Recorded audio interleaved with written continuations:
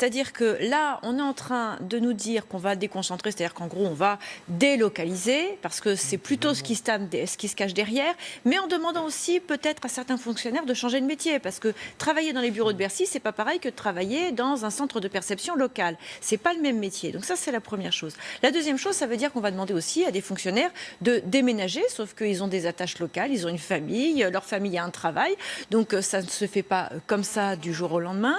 Et donc ça ressemble un peu plus à de la délocalisation. Et c'est ce que font la plupart du temps les entreprises quand elles veulent dégraisser du personnel. C'est vous déménager si vous voulez suivre l'entreprise, sinon vous perdez votre emploi. Donc moi je trouve que c'est quand même assez problématique sur ce point-là. Et je pense que si l'État avait vraiment voulu faire des économies, eh bien, il fallait aller dans une démarche de décentralisation, c'est-à-dire redonner aux collectivités locales la possibilité de prélever l'impôt et de gérer eux-mêmes leurs finances, ce qui permettait justement de se débarrasser d'un certain nombre de millefeuilles territoriaux. Enfin, j'ajoute que la plupart des fonctionnaires aujourd'hui en France sont déjà soumis à de nombreuses mutations. Les enseignants, qui ne sont pas exactement 30 en France, Enfin, quand on choisit... déménagent très souvent. Les magistrats déménagent, les préfets, les sous-préfets déménagent. Donc, on n'est pas là face à... Enfin, là, on ne parle pas de la haute fonction publique et on parle d'un concours. Quand on passe un concours pour travailler... Les professeurs des écoles adoreraient faire partie de la haute fonction publique. Quand on passe le concours de professeur des écoles, on sait que ça va arriver. Quand on passe le concours pour travailler dans ce genre d'administration, on n'est pas forcément préparé à ce genre de déménagement et de mutation.